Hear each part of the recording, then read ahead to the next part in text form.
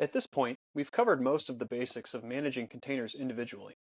We've created groups of containers manually that work together, either by using Docker's rich networking support or using the legacy link functionality. To create these orchestrations of containers, we've been required to issue individual commands ourselves in a specific order. Docker offers another document that can define a group of containers and their relationships. This document is used by Docker Compose, which is another tool in the Docker ecosystem. Docker Compose uses a Docker Compose YAML file that describes multiple containers to manage the containers as a whole. Let's create a very basic Docker Compose file that just runs a single container. There are two different specifications of the Docker Compose YAML file.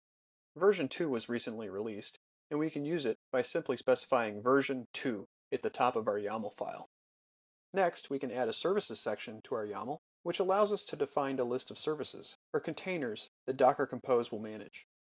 Our simple composition will just contain a single container running Redis. Each service in the services section is keyed by the container name. We'll call ours kvstore1. Underneath our service definition, we can specify a number of attributes, most of which are available in the form of options when we use Docker Run directly. For this simple example, we will only specify the Docker image to use, which is simply Redis. Now we can save our Docker Compose YAML file and run it. In the same directory as our Docker Compose YAML file, we can run the command docker compose up, which will start all of the services specified in our file. The output we see looks similar to what it would have had we have just run Redis using Docker Run. Notice on the left of each line in the output, we see kvstore1_1. This indicates the container that the line of output came from. This becomes more useful once we run multiple containers in a single Docker Compose file. Let's stop our container by pressing Ctrl+C. Now, let's add one more container to our Compose file. To add another container to our composition, we can simply add a new name underneath services in our Docker Compose YAML file.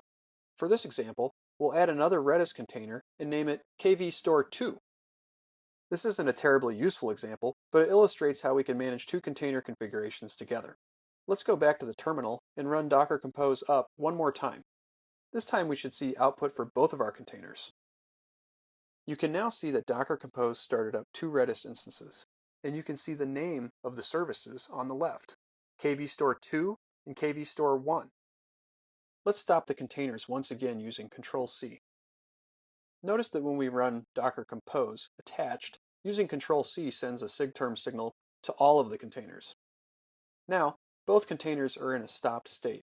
We can see them by running docker ps-a. If we run Docker Compose up again, Compose will simply restart the stopped containers. Just like plain old Docker, we can also run Docker Compose with the -d flag, which will run the containers in detached mode. Let's rerun our composition this time in the background.